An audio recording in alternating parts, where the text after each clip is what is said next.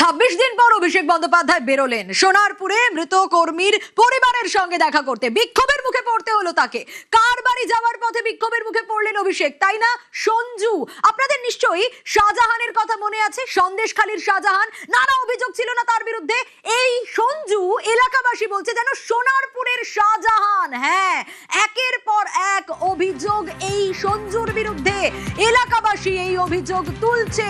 এই সোনারপুরের তৃণমূল কর্মী সঞ্জু কর্মকার, ভোটের পর মৃত্যু হয়েছে তার। অভিষেক বন্দ্যোপাধ্যায় বলছেন, দাবি করছে তৃণমূল যে এটা ভোট পরবর্তী অশান্তির কারণে মৃত্যু। কিন্তু সঞ্জুর বিরুদ্ধে ঠিক কি বলছেন এলাকাবাসীরা, শুনুন আগে।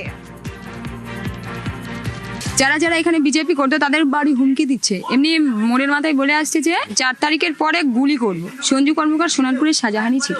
যে মরে যায় সে তো তার বিরুদ্ধে কথা বলার কিছু নেই। পিটিয়ে মারা হয়েছে, এটা কি সঠিক? একদমই না। যদি বা কাউকে পেটানো হয় তাহলে সে অসুস্থ থাকতো। ওর বাবা মার গাফিলতিতে মারা গেছে। জমি জমা থেকে শুরু করে দাদা এমন কোনো অত্যাচার নেই যে ওরা করেনি। একটা জমি 3-4 বার করে বিক্রি করে দিচ্ছে। যে মালিক আসলে সেই মালিক নিজে, আমার নিজের জমির সাথেই হয়েছে। একদম মানে ওদের সাথে লড়াই করতে পারবো না, সেই মুহূর্তে দাঁড়িয়ে তারা পারা সম্ভব না। সোনারপুর সত্যি শাহজাহান মডেলই চলতো, মানে নিজেদের ইচ্ছাদের মতনই ওরা চলতো। সন্দেশখালী যেমন ভাবে অত্যাচারিত হয়েছে, ও প্রত্যেকটা মানুষকে সেইভাবেই অত্যাচার করেছে। ভাবুন, সন্দেশখালীর শাহজাহান যেমন ভাবে অত্যাচার করেছে, সোনারপুরের শাহজাহান সঞ্জু ঠিক একই ভাবে অত্যাচার চালিয়ে গেছে।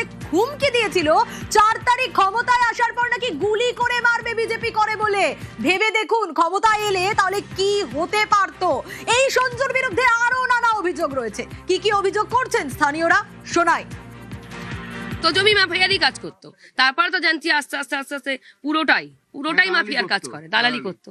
মানে আজ একটা জমি যে কতবার বেচতো ওর কোনো ঠিক নেই। মেন মালিকের কাছ থেকে আমি জমি কিনেছিলাম, যেহেতু এদের কাছ থেকে নিইনি, ওরা কি করেছে তলে তলে জমিটাকে অন্য লোককে বিক্রি করে দিয়েছে। কি ঝামেলা, উল্টো পাল্টা ভাষায় গালাগালি। হট করে এসে বলছে কে পোস্টার ছেঁড়া হয়েছে, কে ছিঁড়েছে, কই ছিঁড়েছে, সে উল্টো পাল্টা কথা। 25-30 জন প্রত্যেকটা বাড়ি বাড়ি গিয়ে, হ্যাঁ সঞ্জু ছিল, বলছে গু খাইয়ে দিয়ে যাবো।